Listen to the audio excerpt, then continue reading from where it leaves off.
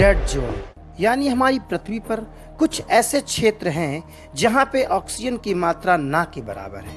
लेकिन हाल ही में वैज्ञानिक खोज ने इस बात के सबूत दिए हैं कि ये जो डेड जोन हैं उनमें कभी ऑक्सीजन एक रिच मात्रा में पाया जाता रहा होगा। हमारी पृथ्वी का सबसे बड़ा डेड जोन जो कि ईस्टर्न ट्रॉपिकल पैसिफिक जोन माना जाता है, जहां पे आज ऑक्सीजन की कमी है।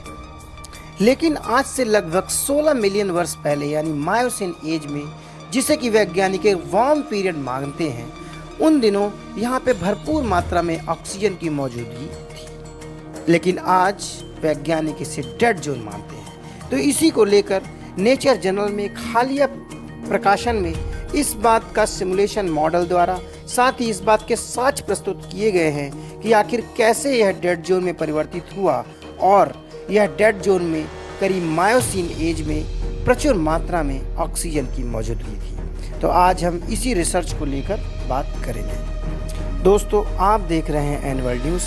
कृपया हमारे चैनल को सब्सक्राइब, ज्वाइन और शेयर जरूर करें। Rutgers school of arts and sciences के प्लेनेटरी एंड अर्थ साइंसेस के वैज्ञानिकों ने हालिया रिसर्च करके नेचर जर्नल में एक रिसर्च प्रकाशित किया है, जिसमें उन्होंने समुद्र से आधुनिक ऑक्सीजन की कमी वाला क्षेत्र यानी डेड जोन पर एक सिमुलेशन बनाया है। साथ ही इस सिमुलेशन से उन्होंने दिखाया है कि कैसे मायोसीन एज में यानी 16 मिलियन साल पहले यह डेड जोन कभी ऑक्सीजन युक्त था। साथ ही जियोलॉजिस्टों ने मायोसीन एज को एक वार्म पीरियड भी बताया है। तो इन्हीं दोनों को जब हम रिलेट करते हैं यानी वैज्ञानिकी रिलेशंस में, वैज्ञानिकों ने पाया है कि विश्व स्तर पर जो गर्म दुनिया यानी warm period of the ocean है, उनके लिए एक अच्छी खबर हो सकती है। यानी जब भी वार्मिंग आएगी तब ऑक्सीजन इस जगह प्रचुर मात्रा में पाई जा सकेगी। यानी इस अध्ययन से सबसे महत्वपूर्ण निष्कर्ष यही निकलता है कि जलवायु परिवर्तन के कारण समुद्र में जहाँ जहाँ ऑक्सीजन की कमी है, वह निकटतम भविष्य में इसके उलट यानी रिवर्स सिचुएशन हो सकती है और वहाँ ऑक्सीजन की मौजूदगी भी हो सकती है।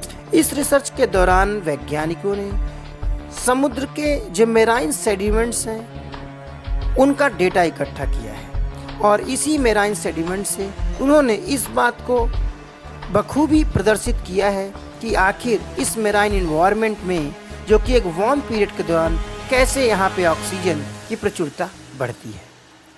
और इस रिसर्च को वैज्ञानिकों ने जो डेड जोन यानी जो ईस्टर्न पैसिफिक ओशन है, उस क्षेत्र के मेराइन सेडिमेंट्स की स्टडी करके इस्टेब्लिश किया है और इस पर सिमुलेशन करके उन्होंने टाइम की रिवर्स एजिंग की है। यानी टाइम सीरीज में रिवर्स मॉडलिंग करके वैज्ञानिकों ने इसकी जो एज निकाली है वह लगभग 16 मिलियन ईयर साल पहले यानी मायोसीन एज को दिखाती है। और जियोलॉजिकल स्टडी के मुताबिक ये जो मायोसीन पीरियड था, ये पूरा एक वार्म पीरियड माना जाता रहा है।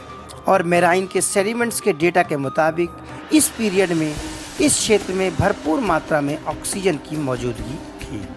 हाल के दशकों में वैज्ञानिक क्लाइमेट चेंज और ग्लोबल वार्मिंग जैसी समस्याओं के बारे में जिक्र करते रहे, लेकिन इस स्टडी ने क्लाइमेट चेंज और ग्लोबल वार्मिंग की समस्या को एक नया रूप दे दिया है, क्योंकि ग्लोबल वार्मिंग के कारण जो भी डेड जोन है उन पर ऑक्सीजन की मौजूदगी हो सकती है। तो दोस्तों, ये इन्फॉर्मेशन आपको कैसी लगी हमें कमेंट